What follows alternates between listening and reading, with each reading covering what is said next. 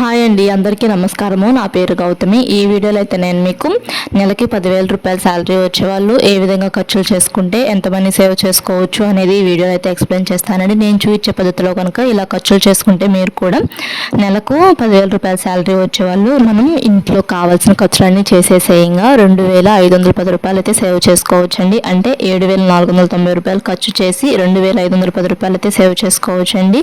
ఏ పద్ధతిలో ఖర్చులు చేయాలి, ఏ పద్ధతిలో సేవ్ చేసుకోవాలి, దేనికి ఎంత ఖర్చు చేయాలి అనేది ఈ వీడియోలో అయితే ఉంటుందండి. చూడండి, వీడియోని స్కిప్ చేయకుండా చివరి వరకు. ఇంకా మన ఛానల్లో చాలా మనీ సేవింగ్ ఐడియాస్ అయితే ఉన్నాయి చూడండి. ఇంకా స్కీమ్స్కి సంబంధించిన వీడియోస్ కూడా ఉన్నాయి. ఇలా దాచుకున్న డబ్బుల్ని రెట్టింపు చేసుకోవాలంటే మనం ఏదో స్కీమ్స్లో అయితే కట్టుకోవాలండి. ఏ స్కీమ్లో కట్టుకుంటే బెస్ట్ అనే వీడియోస్ కూడా మన ఛానల్లో ఉన్నాయి. చూడండి ఒకసారి వీడియోస్ అన్నీ కూడాను. ఇంక ఈ వీడియో అయితే 10,000 రూపాయల శాలరీ వచ్చేవాళ్ళు కంపల్సరీగా ఇంటద్దె అనేది కట్టాలి కదా ఎవరైనా కానీ. కొంతమంది ఓన్ హౌస్ ఉన్న వాళ్ళకైతే ఆ ఇంటద్దె అనేది సేవ్ చేసుకోవచ్చు అండి. ఆ డబ్బులు రెంట్ హౌస్లో ఉండే వాళ్ళు మట్టికి ఇంటద్దె 2,500 అనుకోండి. నేను ఫస్ట్ అయితేను దీనికి ఇంత అమౌంట్ లాగైతే ఇలా డివైడ్ చేసుకోవాలండి. దేనికి ఎంత అమౌంట్ కట్టాలనేది డివైడ్ చేసుకోవాలి. ఆ డివైడ్ చేసుకొని మనం ఆ ఖర్చులు చేసే వాటిల్లోనే కొంచెం ఖర్చులు అనేవి తగ్గించుకొని దాచుకోవాలి. నేను ఫస్ట్ 10,000కి మొత్తం అన్ని ఖర్చులు ఇలా చేసుకోండి అని చెప్పి రాసి చూపిస్తున్నాను. వీటిలో ఇంకా మనం వీటిలో తగ్గించుకోవచ్చు అనేది కూడా నేను ఇక్కడే రాసి చూపిస్తాను కింద. తర్వాత ఇప్పుడు ఇంటద్దె 2,500 వేసుకోవాలండి. తర్వాత పాల బిల్లు వచ్చేసి ఒక 1/2 లీటర్ పాలు పోయించుకున్నారనుకోండి, నెలకి 1,150 రూపాయలు అయితే అవుతాయి. తర్వాత సరుకులు వచ్చేసి ఒక 1,000 రూపాయలు, తర్వాత బియ్యం వచ్చేసి ఒక 1,500, తర్వాత కరెంటు బిల్లు వచ్చేసి ఒక 600, తర్వాత ఫీజులు అండి, ట్యూషన్ ఫీజులకి ఉంటాయి కదా పిల్లలకి, ట్యూషన్ ఫీజులు అవి ఉంటాయి కదా. స్కూల్ ఫీజులు అంటే ఇయర్లీ వన్స్ కడతాము, అండ్ ట్యూషన్ ఫీజులు ప్రతి నెల కట్టాలి కదండి. ఒక్కొక్కరికి ఒక 500 రూపాయలు చొప్పున ఒక 1,000 రూపాయలు అయితే రాసి చూపిస్తున్నాను. తర్వాత గ్యాస్ అండి, ఇప్పుడు గ్యాస్ 900 అంటే 800 చేంజ్ అయితే ఉంటుంది కదా. ఇప్పుడు కొంతమందికి అయితే ఏపీ గవర్నమెంట్ అయితే గ్యాస్ ఫ్రీగా ఇస్తుందండి. అలా చక్కగా గ్యాస్ ఫ్రీగా తీసుకునే వాళ్ళకి ఆ 900 రూపాయలు సేవ్ చేసుకోవచ్చు. చక్కగా ఆ డబ్బులు పెట్టి మనం నాన్ వెజ్ కానీ ఏదైనా తెచ్చుకోవచ్చు, లేదనుకుంటే అవి సేవింగ్స్ అనేటివి చేసుకోవచ్చు వాటితో. తర్వాత టీవీ బిల్ అండి, టీవీ బిల్ ఒక 250, తర్వాత ఫోన్ బిల్ వచ్చేసి ఒక 200, అత్యవసర ఖర్చులకు ఒక 1,000 రూపాయలు. అంటే అత్యవసర ఖర్చులు అంటే ఒక 500 మెడిసిన్ ఖర్చులకి రాశాను, ఒక 500 కూరగాయలకి ఇంకా కావాల్సిన వాటికి ఒక 500 అయితే రాశానండి. ఇలా 10,000 అయితే అవుతాయి మొత్తము. ఇలా 10,000ని ఇలా డివైడ్ చేసుకోవాలి.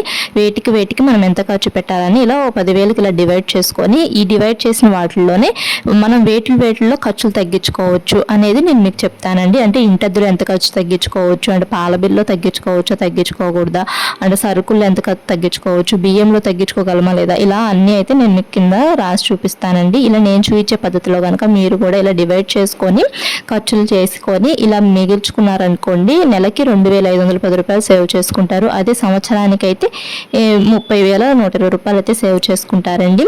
ఇంకా ఇప్పుడు ఈ 10,000 రూపాయలు ఎలా డివైడ్ చేసుకోవాలి, ముందుగానే మనకు శాలరీ వచ్చినగానే ఒక బుక్ అయితే తీసుకొని ఆ బుక్లో ఇంటద్దెకి ఇంత, సరుకులకి ఇంత, పాలకింత, అండ్ ఫీజులకి ఇంత, అండ్ టీవీ బిల్కి, ఫోన్ బిల్కి, ఇలా అత్యవసర ఖర్చులు, గ్యాస్కి ఇలా ఓ బుక్లో అయితే రాసుకొని, అలా ఓ బుక్లో రాసుకొని ఇలా మనము 10,000 రూపాయలని ఇలా ఖర్చులు చేయాలని చెప్పి ఇలా డివైడ్ చేసుకొని మనం చేసే ఖర్చుల్లోనే వేటిలో ఖర్చులు తగ్గించుకోవచ్చు అనేది ఈ వీడియోలో అయితే ఉంటుందండి.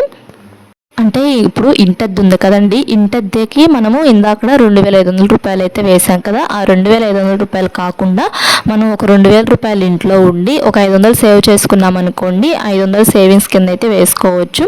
తర్వాత అలానే పాల బిల్ అండి, ఇప్పుడు పాల బిల్ వచ్చేసి 1,150 రూపాయలు వేసాను కదండి, వాటిల్లో మనము ఒక 50 రూపాయలు సేవ్ చేసుకొని 1,000 రూపాయలకి పాలు అనేది కొనుక్కోవాలి. తర్వాత సరుకులు అండి, సరుకులకి 1,000 రూపాయలు వేసాను కదండి, ఆ సరుకులకు 1,000 రూపాయలు ఖర్చు పెట్టకుండా ఒక 800 రూపాయలు ఖర్చు చేసుకొని 200 రూపాయలు సేవ్ చేసుకోవచ్చు కదా. అలానే బియ్యం అండి, బియ్యానికి 1,500 రూపాయలు అయితే వేసాను కదా నేను ఇందాక. ఆ 1,500లో మనము ఒక 1,200 రూపాయల బియ్యానికి ఖర్చు చేసి 300 రూపాయలు సేవ్ చేసుకోవచ్చు. అండ్ అలానే కరెంటు బిల్ అండి, కరెంటు బిల్లులో కూడాను మనము ఇందాక 600 వేసాను కరెంటు బిల్లు నేను. అలా 600 కాకుండా కరెంటు బిల్లు మనము కొంచెము తగ్గించుకోవచ్చండి. కరెంటు బిల్లు అంటే ఫ్యాన్లు, టీవీలు అవి ఎక్కువ చూడకుండా ఉంటే మనము కరెంటు బిల్ అనేది తగ్గించుకోగలమండి. అది మన చేతుల్లోనే ఉంటుంది. బియ్యం కూడా మనము 1,500 అంటే బీపీటీలు అలా ఉంటూ ఉంటాయి కదా, 1,300కి సోనా మసూరి అవి వస్తూ ఉంటాయి, 1,200కి కూడా వస్తాయి సోనా మసూరి అవి అయితే కొనుక్కోవచ్చు బియ్యం కూడాను. తర్వాత కరెంటు బిల్లు అండి, కరెంటు బిల్లు 600 అని చెప్పాను కదా, 600లో మనం కొన్ని సేవ్ చేసుకుంటే, అంటే టీవీ తగ్గించుకొని అండ్ లైట్లు తక్కువ వేసుకొని అవసరానికే మనం కరెంట్ యూజ్ చేసుకున్నాం అనుకోండి, ఒక 200 అయితే సేవ్ చేసుకోవచ్చు. 400 కరెంట్ బిల్ అయినా 200 రూపాయలు సేవ్ చేసుకోవచ్చు. తర్వాత ఫీజులు అండి. ఫీజులు నేను ఇందాక 2 పిల్లలు ఉంటే ఒక్కొక్కరికి 500 రూపాయలు అని చెప్పాను కదా స్టడీ ఫీజులు. అలా కాకుండా మనం ఒక 400కి మాట్లాడుకొని, ఒక్కొక్కరికి 400కి మాట్లాడుకొని ఒక 800 ఫీజులు కట్టేసేయంగా ఇద్దరికి ఒక 200 అయితే సేవ్ చేసుకోవచ్చు అండి. తర్వాత మళ్ళీ గ్యాస్ బిల్ అండి. గ్యాస్ బిల్లు ఇప్పుడు గ్యాస్ ఫ్రీగానే ఇస్తున్నారని చెప్పాను కదా, అంటే వాటికి కొన్ని పేపర్స్ అవి కావాలి కదండి, జిరాక్సెస్, వాటికి ఒక 100 రూపాయలు ఖర్చు చేసినా కానీ మనము 800 రూపాయలు అయితే సేవ్ చేసుకోవచ్చు. ఆ సేవ్ చేసిన 800 పెట్టి మనం నాన్ వెజ్ అయినా తెచ్చుకోవచ్చు, లేదు అనుకుంటే నాన్ వెజ్ తిన్నాం మేము అనుకుంటే సేవింగ్స్లో అయినా ఉంచేసుకోవచ్చు. తర్వాత టీవీ బిల్ అండి. టీవీ బిల్ ఇందాక నేను 250 రూపాయలు చెప్పాను కదా, ఒక 50 రూపాయలు తగ్గించుకొని 200 రూపాయలే టీవీ బిల్ కట్టేలా చూసుకోవచ్చు. అంటే మనకి ఛానల్స్ అవసరం లేని ఛానల్స్ ఉంటాయి కదండి, ఆ ఛానల్స్ మనం తీర్చేసేసుకొని ఇలా 200 రూపాయలకి మనము టీవీ బిల్ కట్టేలా చూసుకొని 50 రూపాయలు సేవ్ చేసుకోవచ్చు కదండి. తర్వాత ఫోన్ బిల్ అండి. ఫోన్ బిల్లు నేను ఇందాక 200 రూపాయలు అయితే వేశాను. 200 రూపాయలు వేయించుకోకుండా ఫోన్ బిల్లు మనం ఒక 190 రూపాయలే వేయించుకున్నాం అనుకోండి, 10 రూపాయలు సేవింగ్ చేసుకోవచ్చు కదా. తర్వాత అత్యవసర ఖర్చులు అండి. అత్యవసర ఖర్చులకి నేను ఇందాక 1000 రూపాయలు వేసాను కదా, ఆ 1000 రూపాయల్లో కూడాను మనం ఒక 500 ఏమో మెడిసిన్స్కి వాటికి వేసాను, ఇంకొక 500 కూరగాయలకి అలా వేసాను కదండి. మెడిసిన్స్ ఒక్కొక్కసారి మనకి ఒక్కొక్క నెలలో అవసరం అవుతాయి, ఒక్కొక్క నెలలో అవసరం అవ్వవు కదా.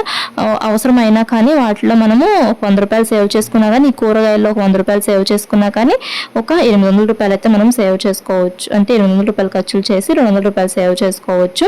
అంటే ఇప్పుడు మెడిసిన్స్లో ఒక 400 రూపాయలు ఖర్చు చేసి, కూరగాయల్లో ఒక 400 రూపాయలు ఖర్చు చేసి ఒక 200 రూపాయలు సేవ్ చేసుకోవచ్చు. లేదు మెడిసిన్స్లో ఏం ఖర్చులు చేయలేకపోయాము అనుకున్నారనుకోండి, కూరగాయల్లో అన్నా కానీ మనం 300 రూపాయలు పెట్టే కూరగాయలు కొనుక్కొని ఒక 200 రూపాయలు సేవ్ చేసుకోవచ్చు కదా. అలా సేవింగ్స్ అనేటివి చేసుకోవాలండి. ఇలా ఎంతో కొంత 50 రూపాయలు కానీ, 100 కానీ, 200 కానీ, 10 రూపాయలు కానీ ఇలా మనం సేవింగ్ చేసుకుంటే ఇలా 2510 రూపాయలు అయితే సేవ్ చేసుకుంటామండి. 7490 రూపాయలు అయితే ఖర్చులకు చేస్తాము. 10,000 రూపాయల శాలరీలో ఇందాక నేను 10,000 రూపాయలు ఇలా డివైడ్ చేసుకోమని చెప్పాను కదా, అలా డివైడ్ చేసుకున్న వాటిలో నుంచి ఇలా కొన్ని ఖర్చులు అనేవి తగ్గించుకొని వీటిలో ఖర్చులు తగ్గించుకొని 7490 రూపాయలు ఏమో ఖర్చులు చేసి 2510 రూపాయలు సేవ్ చేసుకోవచ్చు అండి. ఇలా 2510 రూపాయలు సేవ్ చేసుకున్నారనుకోండి, ఒక 500 వేటికన్నా నాన్ వెజ్ కానీ ఎటుకన్నా వాడినా కానీ 2010 రూపాయలన్నా సేవ్ చేసుకుంటారు కదండి. అలా ఒక నెలకి మనము 2010 రూపాయలు సేవ్ చేసుకున్నాం అనుకోండి, 12 నెలలకైతే మనం ఎంత మనీ సేవ్ చేసుకుంటాము. అండ్ అలా కాకుండా మనము 2510 రూపాయలు సేవ్ చేసుకున్నాం అనుకోండి ప్రతి నెల కూడాను 1 ఇయర్కి ఎంత మనీ సేవ్ చేసుకుంటాం అనేది కూడా చెప్తానండి నేను. చక్కగా ఇలా సేవింగ్స్ చేసుకుంటే మనము డబ్బులు అనేటివి దాచుకోగలమండి. అంటే చాలామంది కామెంట్స్ పెడుతున్నారు కదా, డబ్బులు ఎలా సేవ్ అవుతాయి, అన్నిటి ఖర్చులు అయిపోతున్నాయి, ఎలా సేవ్ అవుతాయి అని చెప్పి కామెంట్స్ చేస్తున్నారు. ఇలా మనం ఖర్చులను ఇలా బ్యాలెన్స్ చేసుకున్నాం అనుకోండి, చక్కగా సేవింగ్స్ అనేటివి చేసుకోగలమండి. అంటే కొన్నిట్లో ఖర్చులు తగ్గించుకొని మనము ఇలా చేసుకోవచ్చండి సేవింగ్స్ అనేటివి. అండ్ ఈ సేవ్ చేసుకున్న డబ్బుల్ని రెట్టింపు చేసుకోవాలనుకుంటే పోస్ట్ ఆఫీస్లో స్కీమ్స్ కానీ, బ్యాంకులో స్కీమ్స్ కానీ, ఇక్కడ స్కీమ్స్ ఉంటాయి కదండి, ఆ స్కీమ్స్ కట్టుకోవచ్చు. లేదు అనుకుంటే గోల్డ్ కాయిన్స్ కానీ, గోల్డ్ స్కీమ్స్ కానీ అలా కట్టుకోవచ్చు కదండి. అండ్ మ్యూచువల్ ఫండ్స్లో కూడా కట్టుకోవచ్చు. కాకపోతే మ్యూచువల్ ఫండ్స్లో కట్టాలంటే కొంచెం డేర్ ఉండాలండి. అంటే మ్యూచువల్ ఫండ్స్ ఎప్పుడు ఎప్పుడు డబ్బులు పెరుగుతాయో చెప్పలేము, ఎప్పుడు తగ్గుతాయో చెప్పలేమండి. వడ్డీ ఎప్పుడు పెరుగుతుందో చెప్పలేము, ఎప్పుడు తగ్గుతుందో చెప్పలేము. తగ్గినప్పుడు నష్టం కదా, పెరిగినప్పుడు మేమైతే మ్యూచువల్ ఫండ్స్లో ఏమి ఇన్వెస్ట్ చేయమండి డబ్బులు. అంటే మ్యూచువల్ ఫండ్స్లో డబ్బులు ఏమి పెట్టము. అంటే ఎప్పుడు పెరుగుతాయో ఎప్పుడు తగ్గుతాయో చెప్పలేం కదండి. అందుకని చెప్పి మేము స్కీమ్స్, గోల్డ్కి సంబంధించిన వాటికే ఎక్కువ ప్రిఫరెన్స్ ఇస్తూ ఉంటాను నేను. ఇంకా ఈ 10,000 రూపాయల శాలరీ వచ్చేవాళ్ళు ఇలా 7,490 రూపాయలు సేవ్ చేసి 2,510 రూపాయలు మిగుల్చుకున్నాం అనుకోండి, ఆ 2,510 రూపాయల్లో కూడాను 500 రూపాయలు మనకు కావాల్సిన అవసరాలు తీర్చుకున్నా, లేదనుకుంటే నాన్ వెజ్కి వాటికి యూజ్ చేసిన 2,010 రూపాయలు మిగుల్చుకున్నాం అనుకోండి. నెలకి 2,010 రూపాయలు మిగుల్చుకుంటే 12 నెలలకి అంటే 1 ఇయర్కి ఇలానే మిగుల్చుకుంటే మనము 24,120 రూపాయలు సేవ్ చేసుకోవచ్చు. ఇలా కాకుండా 2,510 రూపాయలని మనం ఏం ఖర్చులు చేయకోకుండా, అంటే నాన్ వెజ్కి కానీ దేనికి 500 రూపాయలు యూజ్ చేసుకోకుండా ఆ డబ్బులు అలానే ఉంచుకున్నాం అనుకోండి, నెలకి 2,510 రూపాయలు కదా, అదే సంవత్సరానికి 30,120 రూపాయలు అండి. ఇంకా ఇలా కాకుండా ఇలా అయితే మనం ఇంట్లోనే దాచుకుంటే మనకి అసలు అనేదే ఉంటుంది. వడ్డీ రావాలి ఈ డబ్బులకి అంటే మనం బయట వడ్డీలకి ఇచ్చే కన్నా స్కీమ్స్ కట్టుకోవచ్చు అండి. పోస్ట్ ఆఫీస్లో ఆర్డీ స్కీమ్ ఉంటుంది కదా, ఆర్డీ స్కీమ్ కట్టుకోవచ్చు. ఆర్డీ స్కీమ్లో 1,000 రూపాయలు కడితే 5 సంవత్సరాలు కూడా నెలకు 1,000 రూపాయలు, 5 సంవత్సరాలు కడితే 73,000 రూపాయలు అయితే వస్తాయండి. స్కీమ్ గురించి మన ఛానల్లో ఉంది చూడండి. Thanks for watching.